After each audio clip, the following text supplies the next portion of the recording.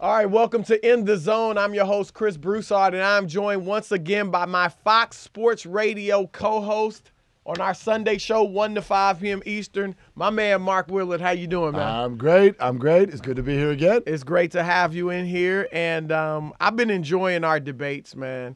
Kind of like Golden State versus Cleveland, though. I mean, I'm of course, the Warriors. Well, you're the Cavs. You're taking it on the chin. This is our third one then, so I guess, is this a home It's game? a I don't know. You got all you. dressed up for this one, so Well, I feel like I'm a little intimidated. It's time to celebrate. I'm about to wrap this thing up. Okay. Nah, let's get right to it, man. After last night's loss, obviously Golden State's up 2-0, LeBron got testy with reporters in the locker room. When asked if the Cavs had to defend home court, here's what LeBron had to say. LeBron, you feel this is a case where you guys need to defend home court at this point? Well, I mean, are you a smart guy? I think so. I think so, right? So if we don't defend home court, what happens? Yeah, no, that's what I'm saying. I'm asking you. Well, yeah, then you guys are looking at getting swept. All right. Well, is LeBron showing signs of mental fatigue? Maybe a little bit, because, it wasn't even just that. He also didn't show up to the podium. And I don't think Kevin loved it either. Now, LeBron said it was because he didn't like the way the scheduling was structured. He had to sit and wait too long. Finally said, look, I'm out of here. I don't know. I mean, is that mental fatigue? Yeah, probably a little bit. And I feel like he was setting the groundwork for this before the series even started. We all thought that it was gamesmanship. We all thought it was that psychological thing when LeBron said, I'm stressed out. This is the best team the last 3 years, and now they added Kevin Durant. Maybe it's possible that LeBron actually is a little bit stressed out in seeing that, because I noticed it even on the court. So you think before he felt like I think basically you thought he went in thinking he couldn't win? Look, the start of the game last night, he looked great. He looked aggressive. Yeah. He went at the hole, and he was the best player on the floor for a quarter and a half. At the end of the third quarter, when all of that still wasn't enough to get him over the top, he started settling for threes a couple times. He didn't shoot the ball much in the second half. I think there might be a feeling, a thought right now in the back of the mind of the best player on the planet that they don't have the horses to do this, and he's frustrated. Well, yeah, I don't think he's really showing signs of mental fatigue. I think he's frustrated. I mean, you're down 2-0 in the finals. Who wouldn't be frustrated? Some of your guys haven't brought their A games. J.R. Smith was scoreless yesterday. Tristan Thompson, 4 rebounds when you know you need to dominate the glass. Kyrie hasn't been able to be himself. And I do think I think you'd have to be something superhuman not to have the thought in your mind after the way these 2 games have gone. Can we beat them? Sure. Can we beat them 4 out of the next 5 games? And he's given his best. Yeah. I mean, he had triple-double. Yeah, exactly. I don't think that what he said before the series relates to this. I mean, I'm stressed out. I think he was kind of joking. I think that was like tongue-in-cheek. Yeah, I'm stressed. We got to face this juggernaut. And I think the question, I don't want to jump on any reporter's question, but and LeBron, to LeBron's credit, if I was in that position, we just got beat, we're down 2-0, now we're going home in the hole, and someone asked me that, I would at the least answer it the way LeBron did. Well, yeah. He could have, yes, we have to, obviously we have to protect home court. I mean, there's some overlap there on the idea of frustration and mental fatigue. Maybe mental fatigue is a little bit too strong of a phrase for it. I actually think, like to your point that you just made, I mean, LeBron could have gotten testier with a question like that. And then when you look at the rest of the interview, he was fine. He joked about, I need some food and wine. And, so I think he's fine in that regard. I think if fatigue set in anywhere, it may have been physical. Because, as you said, he started out terrifically, went to the hole, didn't settle for the jump shot.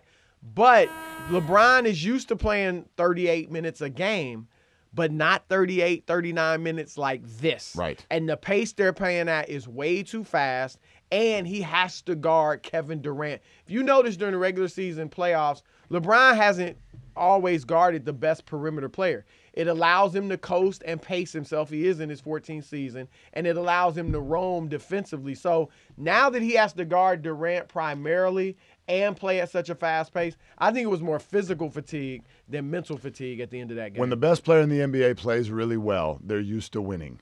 And he's playing really well. Speaking of which, triple-double, as we mentioned. LeBron tied Magic Johnson. Most triple-doubles all time in the NBA Finals. Now has 8. Nobody else has any more than 2. But with that, down 0-2, is LeBron's greatness being overshadowed in this series? I mean, I think the natural inclination is to say, yeah, of course, they're down 0-2. Yeah, of course it's being overshadowed. But you can be losing and still have your greatness shine brighter than anyone else. Evidence 2015. When he didn't have Kyrie and Kevin Love, he was playing so well that even though they were losing, there were people that thought he should have been the MVP. And he shined brightly in that series. He's not dominating this series at all, but certainly not like he did in 2015. And look, it's not just that they're down. The other team is exciting. They've got 2 players. You're the best player in the world, but these 2 are right behind you, Steph Curry and Kevin Durant. So they're playing well. So, yeah, you're getting outshined. No, I think he's actually very clearly being overshadowed. It's probably a pretty uncomfortable situation for him. I'm about to give him an award that I've never handed out to LeBron James, and it's Best Supporting Actor. Ooh. That's what he is in this series. In the series, not on his team. No, he's still the star of his team. And not in the NBA, not in this world, but in this series. And that's why it's so unique. This guy, in the past, there have been moments in the finals where people said, that's what you've got? That's what you're bringing? Yeah. That's not true here. He looks great, and he's still not the story. Yeah. That's crazy. That's never happened before in the NBA. The story is Kevin Durant is in the leading role. He made the move. Everyone wants to say, okay, you made the move. Yeah. You better follow through. And as you've even pointed out, you not even need to win a ring. You need to be a part of it. You need to look really good. And my gosh, has he ever. Well, so this is a man that's stepping into his moment, and that's a bigger story than LeBron right now. That's a great point, because if you look back even at LeBron's losses, last year, obviously, he's the story. The year before, 2015, as I mentioned, he's the story. Even though they lose, he's kind of the story. Their last loss in Miami to San Antonio, he was the best player on the court. And it was clear, even though they got beaten 5 games. He put up huge numbers. Kawhi Leonard was the MVP, but LeBron averaged 28 points. He didn't get help from Wade and Bosh.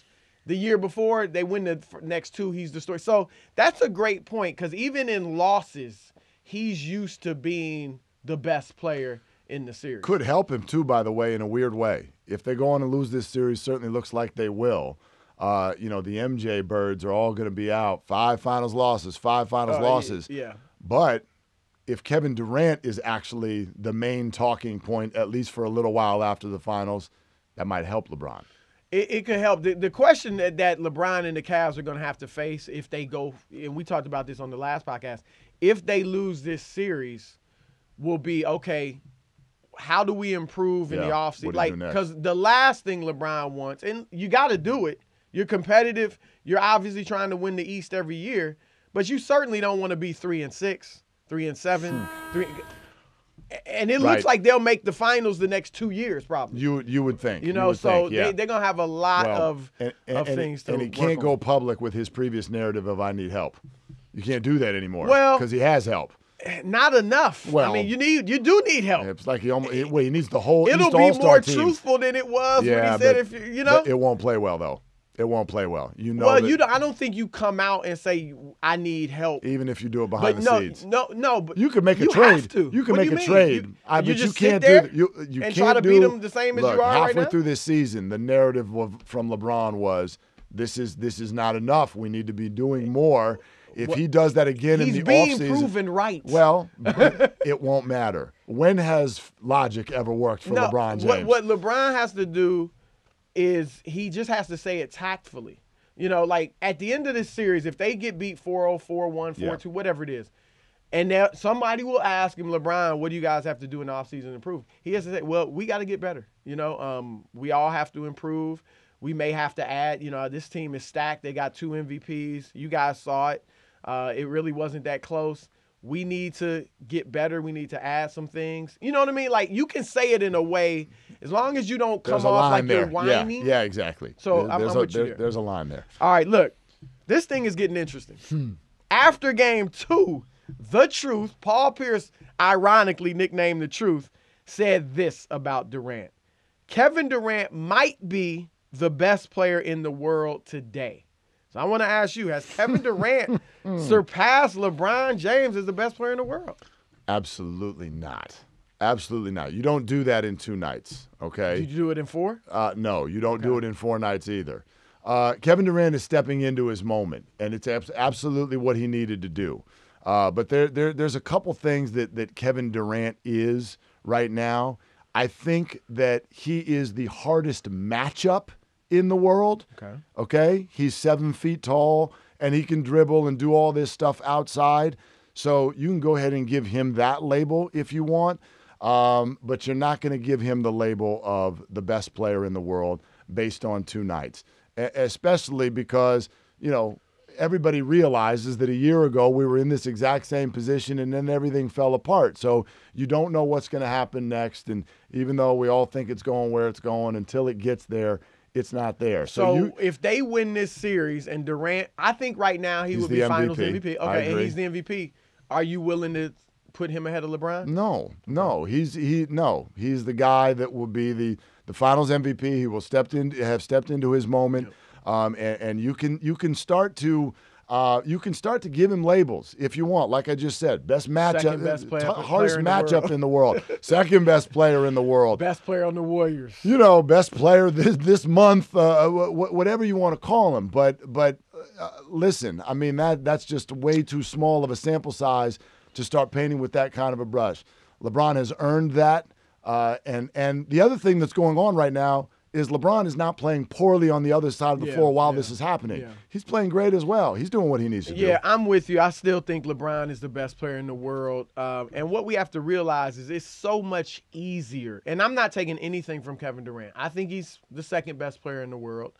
And he's the Finals MVP right now. And I think this is working out perfectly for him right now. He's playing terrifically, both ends of the court. And he's playing better than LeBron, as well as LeBron's playing.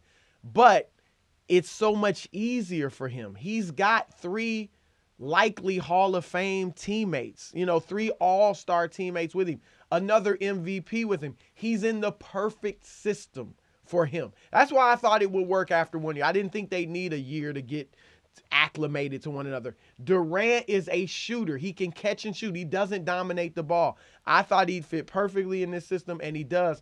So all of that this is a team game. It's not one-on-one.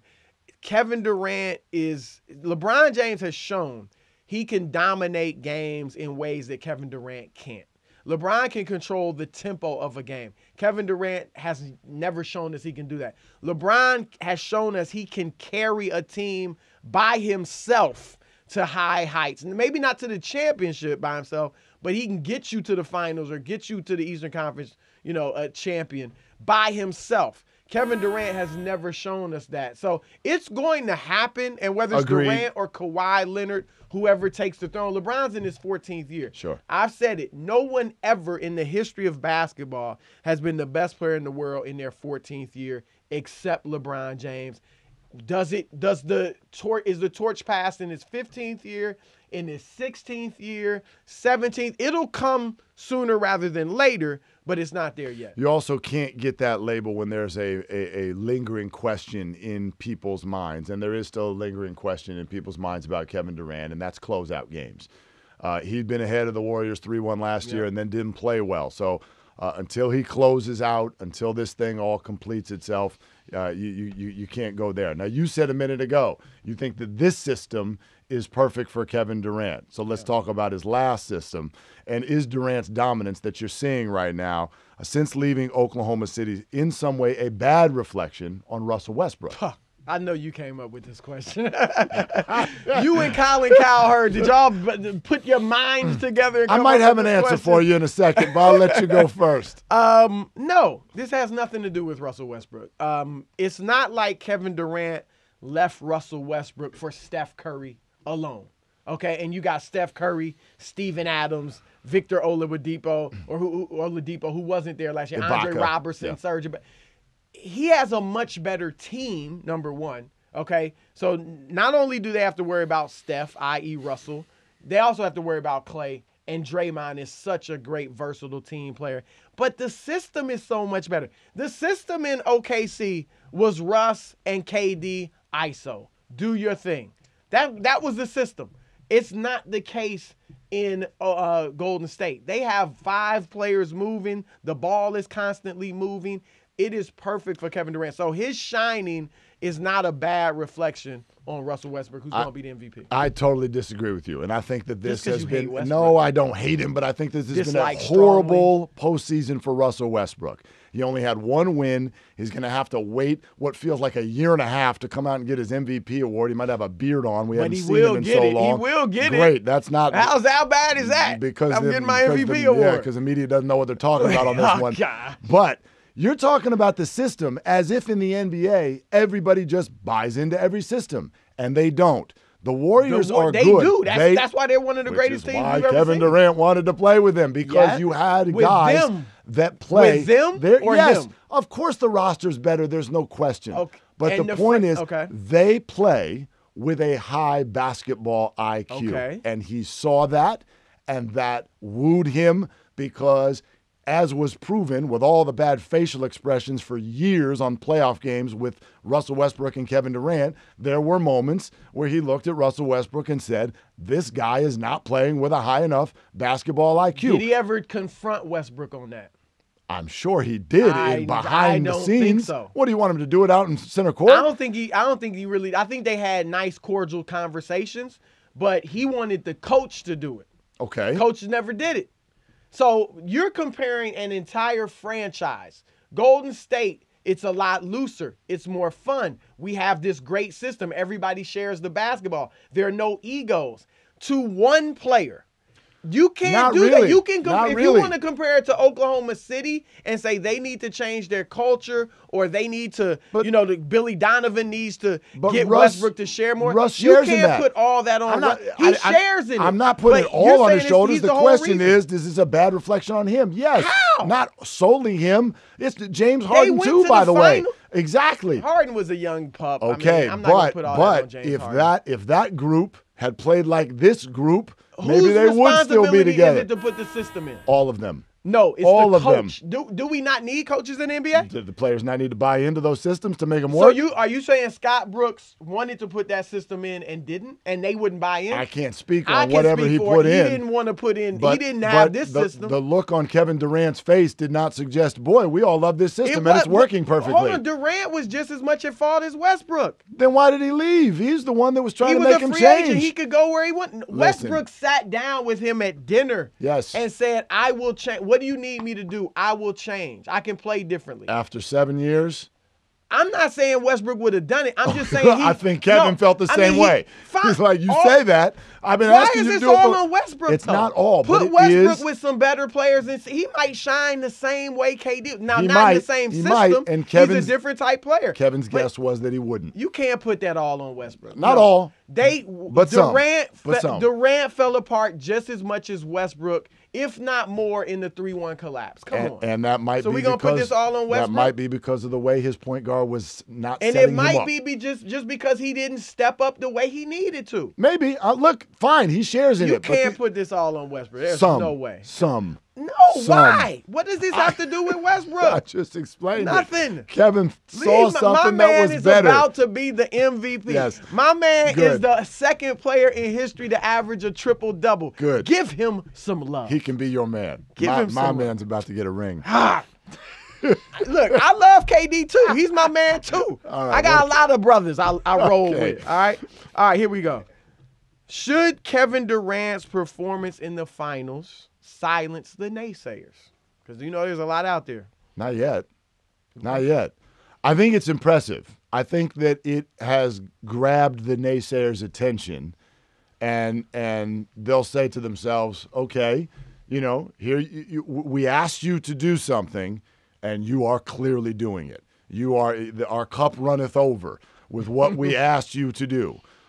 But it all goes away if something goes wrong from here. I mean, you have to, legends are not made in games 1, game 2, especially this guy with his particular history. Yeah. Going to the finals, lose 4 games in a row, have the Warriors 3-1, then play poorly. He's been able to set the table before. He just hasn't been able to sit down and eat. So now he's got to go sit down and eat. I have every expectation, I know you do too, that he will. But, yes, these first 2 games have been exactly what he needed. He needs 2 more. Yeah, I agree. Obviously, he's got to close it out, but he's silencing them, and you can see it. Yeah. And to be honest, you saw it during the regular season. Stephen A. Smith, good friend of mine on another network, he was as critical of Kevin Durant as anybody. Don't want to make an enemy out of him. When he went to Golden State.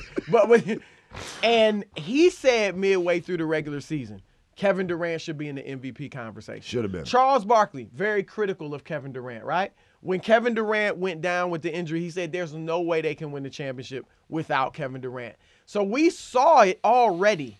Now you've got Paul Pierce, as we talked about earlier, saying he might be the best player in the world. So he is silencing the naysayers. And this is what I said when he went to Golden State. Look, I understand where you're coming from. You want to hate on him because you don't like the move. But if he delivers, this will all go away, and all of you will look like hypocrites. Oh, gosh, 2 games in, there are people already saying he's better than LeBron, Exactly. which is crazy, but you're right. So you're right. Once you deliver, see, he could not go to Golden State and be a role player and average 13 or 17 points a game, and Steph and Draymond or somebody just carry you, and you're along for the ride, okay? That would be not only selling yourself short, but that would look weak as a guy with superstar potential. But when you go to a great team with another superstar and you become the best player, that is impressive. Well, and now all you can do is say, you said it, this is what you wanted, you did it, we got to give you your love. And don't you think he's actually giving even maybe a little bit more than what was asked? I mean, we asked of him defensively, I don't think people expected this. Yes, we asked of him yesterday. 25 points per game and look good. He's given over 30 points per game, and he has been amazing on defense. He has taken the rebounding responsibility with the Warriors. I mean, he looks like a man possessed. And he wants it more than both anybody on ends the of floor. Absolutely.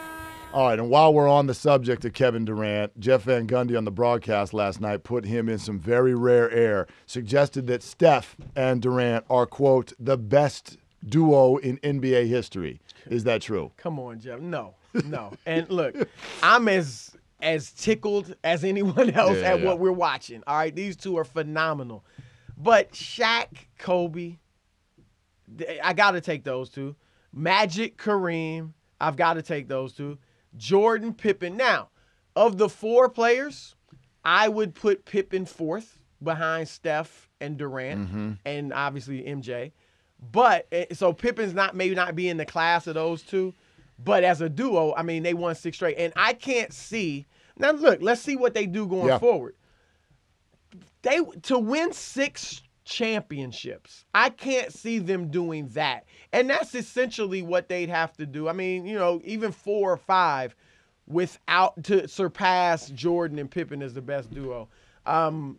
No, they're not the best. Yeah, you can't say it yet. No way. Although I will say Shaq and Kobe leave themselves vulnerable historically because of the way they broke up. Okay. Because people feel like there was meat still on the bone and their attitudes got in the way.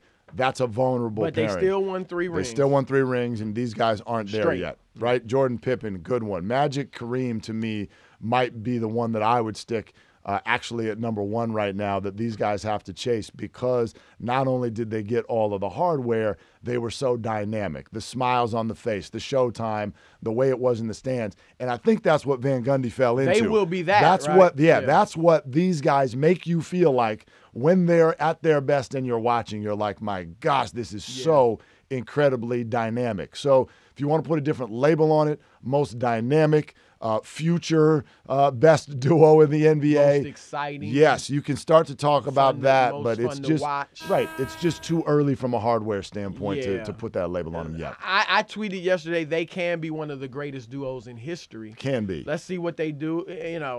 But I don't. It boggles my mind how many titles 6 is. Yeah. Essentially 6 straight. Yeah. With Michael Jordan, I can't even fathom them doing that. I can see him winning the next 3.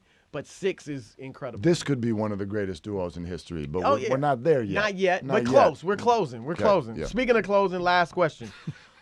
What can the Cavs do to win this series? Okay. I know you picked Golden State. We both did in 6, Right. but what can they do Well, to turn this around? if I were them, there was a former, very well-known NBA player who not too long ago said he thinks LeBron James is the greatest player of all time. So I'd call him and ask him if he wants to come work with LeBron James. His name is Bill Laimbeer, because that's what the Cavaliers need. Attitude on the inside. If you combine the rebounding numbers of the first 2 games, the Warriors have out-rebounded the Cavs. That is inexcusable and shocking and surprising and all of those things. That's what the Cavs have. Muck it up, have that physical presence, beat them up a little bit, show them. Tristan Thompson, where are you? Show them that those little guys coming in the lane can't do that. That's the attitude that they need. They have not had it. They better get it real quick. I'm with you. The problem is that's not them anymore. Yeah. They've gotten glamorous. They've gotten three-point happy. They want to shoot the tray. Look at who they added. Kyle Korver and Darren Williams. Darren's older, not as much of a defender. They're not that hard-nosed, tough, physical team anymore. You got a couple players like that, but that's not their identity. They shot more three-pointers this year than Golden State. Okay, they're trying to beat the Warriors at their own game, and it ain't gonna happen. I don't care what your percentage says about during the season. Oh, we shot a higher percentage from 3 than Golden State. No one on earth would think you're a better shooting team than Golden State. They're the best shooting team ever, so you can't beat them at their game. So to your point, I think you have to slow it down. Okay, muck up the game, as you said. Put LeBron in the post more, and that's what LeBron doesn't really like going in the post.